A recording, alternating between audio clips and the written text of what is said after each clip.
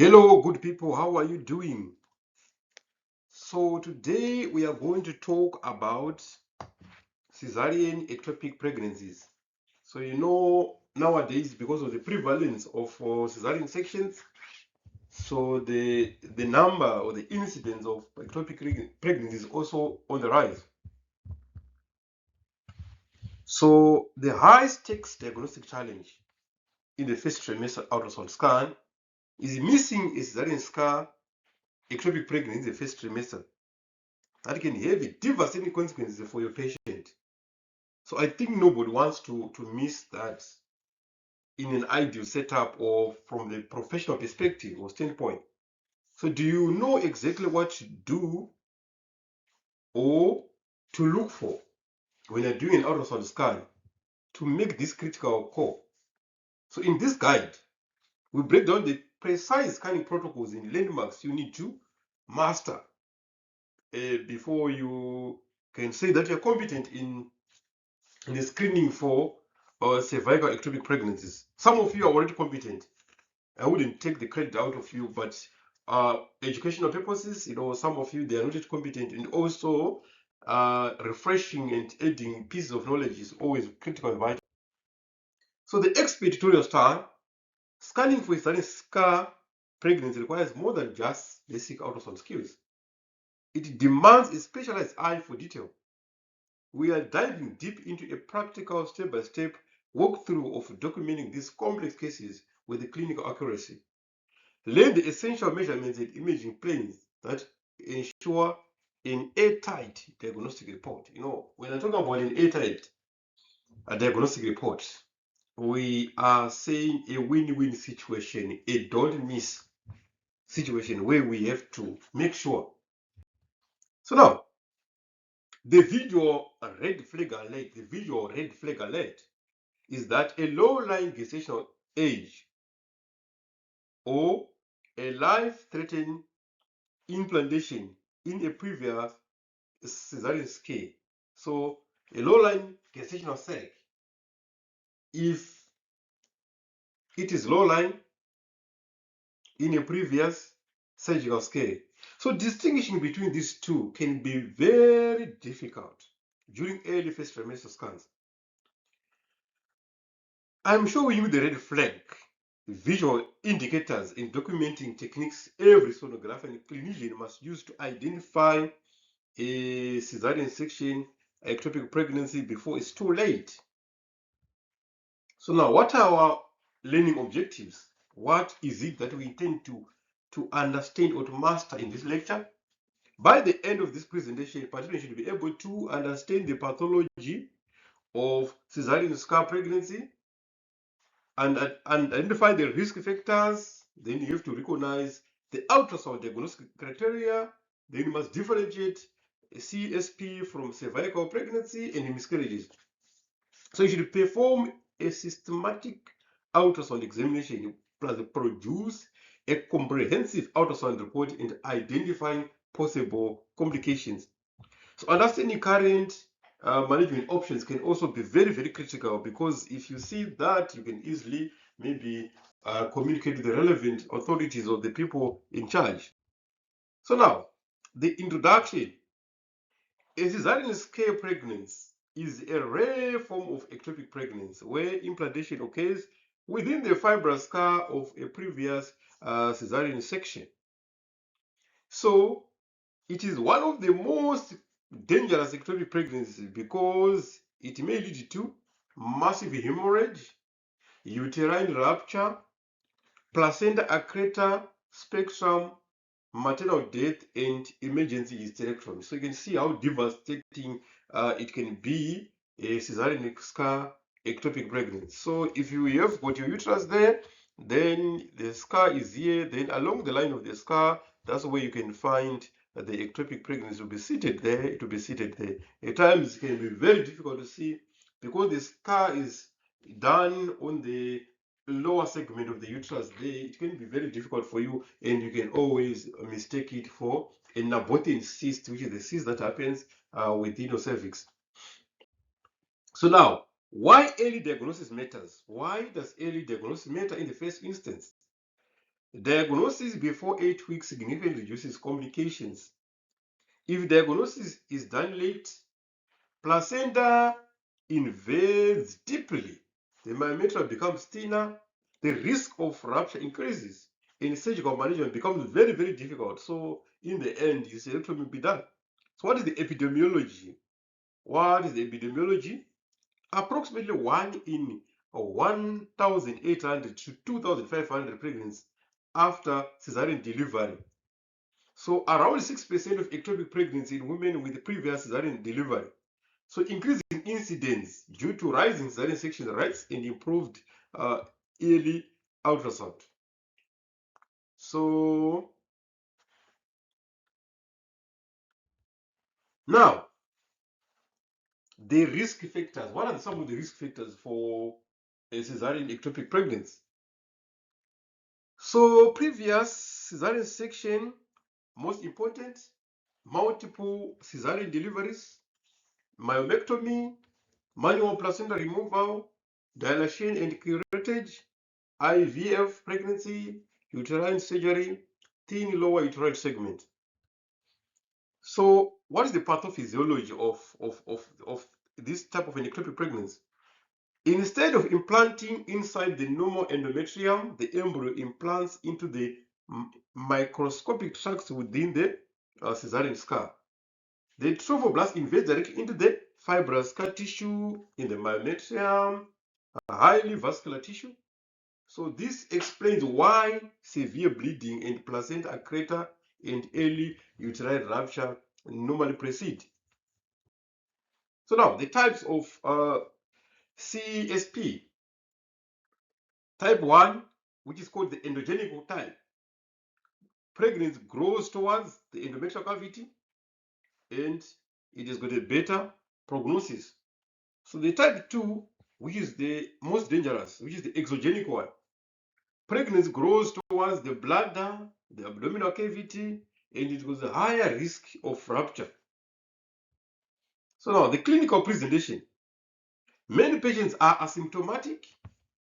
Symptoms include vaginal bleeding, low abdominal pain, positive pregnancy tests, sometimes discovered incidentally.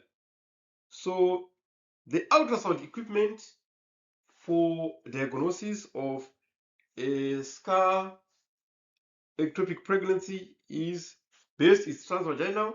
Use high frequency probe, color Doppler, power Doppler if available, 3D ultrasound when available. So now, the examination technique now. Step 1, you should evaluate the uterine cavity. Step 2, evaluate the cervix. Step 3, you should evaluate the lower uterine segment. Then step 4, locate gestational sac. Step 5, you should measure the myometrial thickness. In step 6, you should apply color Doppler. So now the diagnostic criteria, the uterine cavity is empty, the cervical canal is empty, the gestational sac is embedded in the anterior lower uterine segment. Sac lies exactly at the cesarean scar. Thin or absent myometrium, usually less than 5 millimeters, sometimes 1 to 2 millimeters. Rich peritropoblastic blood flow. Color Doppler demonstrates high velocity, low resistance vascularity.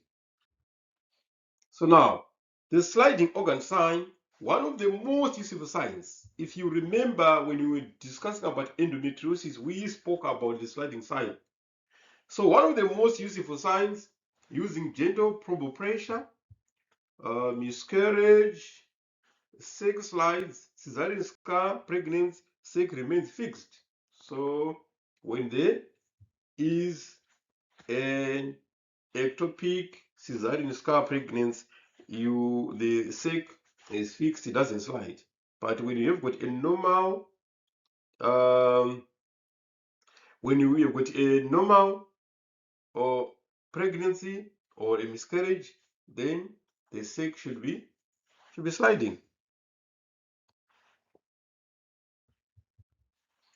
So the color Doppler findings. So here you can see what we have there. We can see what we have there, the scar pregnant, the scar ectopic pregnant there, where it is there. So you should look for the hypervascular ring, the low resistant flow, the feeding vessels, the increased vascularity at the scar. You should check the increased vascularity at the scar. So you must pay due diligence to that. So the myometrial thickness measure between the gestational sac, the serosal surface, the normal 5 millimeters, suspicious if it's less than 5 millimeters, it's critical when it's less than 2 millimeters. So the relationship to the bladder, important because the thin myometrium increases the bladder invasion risk. Always document distance between sac and the bladder. The embryo assessment, document the gestational sac size, the yolk sac, the fetal pole, the crown rumble length, and the cardiac activity.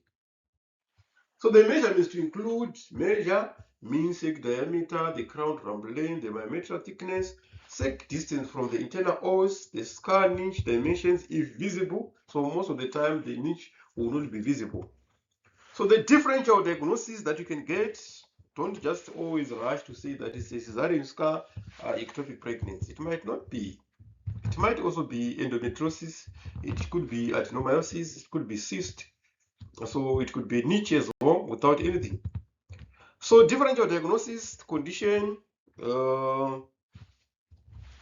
cesarean scar ectopic pregnancy, the uterine cavity is empty, the cervix is empty, the sliding sign is negative, then the scar location, yes.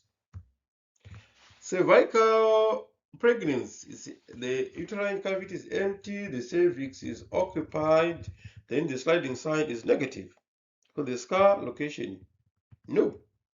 For miscarriage, the uterine cavity is variable, cervix, sac is in the canal.